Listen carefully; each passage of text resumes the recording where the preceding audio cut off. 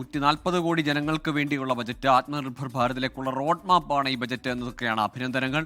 ഏതായാലും സകല സംസ്ഥാനങ്ങൾക്കും സർവ്വ സംസ്ഥാനങ്ങൾക്കും ഭാരതത്തിലെ എല്ലാ സംസ്ഥാനങ്ങൾക്കും തുല്യമായ നിലയിൽ പുരോഗതി ഉണ്ടാകാനുള്ള വിഹിതം അല്ലെങ്കിൽ അത്തരത്തിലുള്ള പദ്ധതികളാണ് കൃത്യമായി വികേന്ദ്രീകരിച്ച് നൽകിയിരിക്കുന്നതെന്നാണ് പ്രധാനമന്ത്രി അവകാശപ്പെടുന്നത്. അവിടെയാണ് കേരളം എന്ന സംസ്ഥാനത്തെ മറന്നുപോയോ എന്ന് കേരളത്തിൽ നിന്നുള്ള എംപിമാർ ആവർത്തിച്ച് നിർമ്മലാ സീതാരാമൻ്റെ ബജറ്റ് അവതരണത്തിനിടയിൽ ഉറക്കെ കേരളം എന്ന് വിളിച്ചു പറഞ്ഞുകൊണ്ടേയിരുന്നു. ഏതായാലും ബജറ്റ് സംബന്ധിച്ച ഒരുപാട് ചോദ്യങ്ങൾ, ഒപ്പം ബജറ്റ് സംബന്ധിച്ച വിമർശനങ്ങൾ പല കോളുകളിൽ നിന്ന് ഉയരുന്നുണ്ട്. പ്രത്യേകിച്ച് കേരളത്തിന് പ്രതീക്ഷിച്ചത്, കേരളം കൊതിച്ചത് അല്ലെങ്കിൽ കേരളം കൊതിക്കുന്ന അടക്കം ഒരു കൈത്താങ്ങുണ്ടായില്ല. BJP നേതാക്കളുടെ ഇടയിൽ തന്നെ ജില്ലാ നേതാക്കൾ തന്നെ പരസ്പരം അങ്ങോട്ടും ഇങ്ങോട്ടും പിടിവലി നടന്നതാണ് എയിംസിന് വേണ്ടി. ആ എയിംസിനെ സംബന്ധിച്ച് ഒരു പരാമർശവും ഉണ്ടായില്ല. അതിവേഗ റെയിൽ ഏറ്റവും ഒടുവിൽ ശ്രീധരൻ നാളെ ഓഫീസ് തുടങ്ങാൻ പോവുകയാണ് പൊന്നാനിയിൽ. അതിവേഗ റെയിലിനെ സംബന്ധിച്ച് അതിവേഗ റെയിൽവേ ഇടനാഴികൾ 7 ഇടത്ത് പ്രഖ്യാപിച്ചപ്പോഴും ഒന്നുപോലും കേരളത്തിൽ ഉണ്ടായില്ല. അതിനപ്പുറത്തേക്കാണ് വിഴിഞ്ഞം കുതിക്കുകയാണെന്ന് പല ഘട്ടത്തിൽ നേതാക്കളെല്ലാവരും പറയാറുണ്ട്. BJP നേതാക്കളടക്കം പ്രധാനമന്ത്രി അടക്കം വിഴിഞ്ഞത്തെപ്പറ്റി പുകഴ്ത്തി സംസാരിച്ചതാണ്. 2ാം ഘട്ടത്തിലേക്ക് വിഴിഞ്ഞത്തിൻ്റെ നിർമ്മാണം കടന്നിരിക്കുന്നു. അപ്പോൾ പോലും വിഴിഞ്ഞത്തിന് ഒരു സഹായം, ഒരു കൈത്താങ്ങില്ല. കുതിക്കുന്ന വിഴിഞ്ഞത്തിന് പോലും കരുതലില്ല എന്നതാണ് നമുക്ക് ലഭിച്ചത്. ആമയും തേങ്ങയും മാത്രം എന്നത് കടലാമ നിരീക്ഷണത്തിലുള്ള പദ്ധതിയും നാളികേര വികസനവുമായി ബന്ധപ്പെട്ട പദ്ധതിയും മാത്രം, ആമയിലും തേങ്ങയിലും മാത്രമാണ് കേരളത്തിന് വിഹിതമുള്ളത്, പ്രതീക്ഷയുള്ളതെന്ന് പറയുന്നു.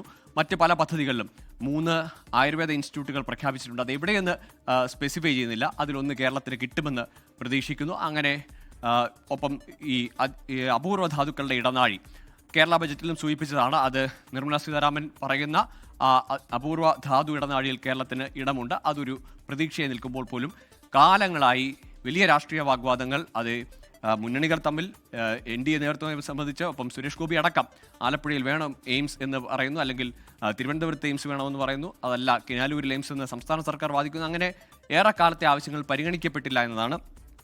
തൊട്ടുമുമ്പ് KN ബാലഗോപാൽ ധനമന്ത്രി മാധ്യമങ്ങളെ കാണുന്നുണ്ടായിരുന്നു. അദ്ദേഹം സൂചിപ്പിച്ചത് തൊഴിലുറപ്പ് പദ്ധതിയുടെ കാര്യത്തിൽ അതിൻ്റെ വിഹിതത്തിൽ 60-40 എന്ന അനുപാതം പറഞ്ഞുവെങ്കിൽ പോലും ഇത്തവണ ആ 60% എന്ന അനുപാതം പോലും പാലിക്കുന്ന തരത്തിലുള്ള പദ്ധതി വിഹിതം അല്ലെങ്കിൽ നീക്കിയിരിപ്പ് ഇല്ല എന്ന കാര്യം കൂടി അല്പം മുമ്പാണ് ധനമന്ത്രി പറഞ്ഞത്. ഏതായാലും വിശദമായ ചർച്ചകളിലേക്ക് അല്ലെങ്കിൽ വിമർശനങ്ങളിലേക്ക് ഓരോ മേഖല തിരിച്ച് വിശകലനങ്ങൾ വരുന്നുണ്ട്. പല പദ്ധതികളിലും ഇപ്പോൾ പ്രഖ്യാപിച്ചിരിക്കുന്ന വിവിധ മേഖലകളിലെ പദ്ധതികളുടെ ആനുകൂല്യം അല്ലെങ്കിൽ അത് കേരളത്തിന് ഉപകാരപ്പെട്ടേക്കാം എന്നൊരു പ്രതീക്ഷയാണ് ഇപ്പോഴും വെക്കുന്നത്. ശ്രീധരനാണെങ്കിൽ പോലും അതിവേഗ റെയിൽ പദ്ധതി തനിക്ക് കേന്ദ്രമന്ത്രി ഉറപ്പ് നൽകിയതാണ്, കേന്ദ്ര റെയിൽവേ മന്ത്രി. അത് നടപ്പാകും എന്ന് ഈ ഘട്ടത്തിലും പറയുന്നുണ്ട്. പക്ഷേ ആ 7 ഇടനാഴികളിൽ, അതിവേഗ റെയിൽവേ ഇടനാഴികളിൽ ഒരു തെരഞ്ഞെടുപ്പ് കാലത്ത് മുന്നിൽ നിൽക്കുമ്പോൾ അത് ഒരു പ്രഖ്യാപനത്തിൽ അതിവേഗ റെയിലിൽ കേരളത്തെ പരിഗണിക്കുമെന്ന് പ്രതീക്ഷിച്ചു. തെരഞ്ഞെടുപ്പ് നടക്കാനിരിക്കുന്ന ബംഗാളിന് ഇടനാഴിയുണ്ട്, റെയിൽവേ ഇടനാഴിയുണ്ട്. തമിഴ്നാടിന് അതിവേഗ റെയിൽവേ ഇടനാഴിയുണ്ട്. അവിടെയും കേരളത്തിനില്ല. കേരളത്തിന് തെരഞ്ഞെടുപ്പ് നടക്കാൻ പോകുന്നതാണ്. ഇനി തെരഞ്ഞെടുപ്പ് നടക്കാൻ പോകാത്ത അല്ലെങ്കിൽ അടുത്ത തെരഞ്ഞെടുപ്പില്ലാത്ത കർണാടകത്തിലും ആന്ധ്രയിലുമൊക്കെ റെയിൽവേ ഇടനാഴി കൊടുത്തു. അവിടെയും കേരളത്തിന് അവഗണനയാണ്.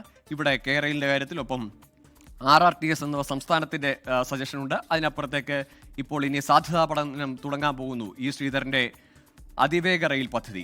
അപ്പോൾ അതിന് പോലും നിലവിൽ ഒരു വകയിരുത്തലോ അല്ലെങ്കിൽ അതിനെപ്പറ്റി പരാമർശം ഈ ഘട്ടം വരെയുമില്ല. അതാണ് വലിയ വിമർശനങ്ങൾക്ക് കേരളത്തെ മറന്നുപോയി, അല്ലെങ്കിൽ കേരളം ഒരു സംസ്ഥാനമുണ്ട് എന്നത് അവഗണിച്ചു എന്നതാണ് കടുത്ത രാഷ്ട്രീയ വിമർശനമായി ഉയരുന്നത്.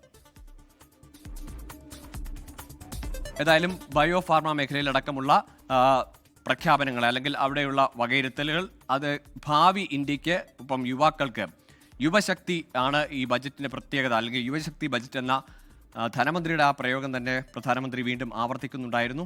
ഒപ്പം ആത്മനിർഭർ ഭാരതിലേക്കുള്ള ഒരു റോഡ് മാപ്പാണ് ഈ ബജറ്റ് എന്ന് അദ്ദേഹം അഭിനന്ദിക്കുന്നുണ്ടായിരുന്നു. അങ്ങനെ വിവിധ മേഖലകളിൽ ധനമന്ത്രിയുടെ ടാഗ് ലൈനുകൾ അതേപോലെ പ്രധാനമന്ത്രി ആവർത്തിക്കുന്നുണ്ടായിരുന്നു. പക്ഷേ കേരളത്തിന് കടുത്ത നിരാശയും അവഗണനയുമാണ് ഈ ബജറ്റിൽ ഉണ്ടായതെന്ന കടുത്ത വിമർശനം ഒരു ഭാഗത്ത് പ്രതിപക്ഷം എന്ന് വെച്ചാൽ കോൺഗ്രസ് MPമാർ, കേരളത്തിൽ നിന്നുള്ള MPമാർ അടക്കം, കേരളത്തിലെ സർക്കാരടക്കം ഉയർത്തുന്നുണ്ട്. കേരളത്തിന് പ്രതീക്ഷിച്ച അല്ലെങ്കിൽ ആശിച്ച, കുതിച്ച, തർക്കിച്ച വിഷയങ്ങളിലൊന്നും ഒരു പരിഗണനയും ഉണ്ടായില്ല എന്നതാണ് ബജറ്റിന്റെ ചുരുക്കം. ലോകത്തെവിടെയായാലും ഏത് സമയത്തും 24 വാർത്തകളും ഓഗ്മെന്റഡ് റിയാലിറ്റി പാക്കേജുകളും എക്സ്പ്ലെയിനറുകളും വിശദമായി കാണാൻ ഞങ്ങളുടെ YouTube ചാനൽ നിങ്ങൾക്ക് സബ്സ്ക്രൈബ് ചെയ്യാം.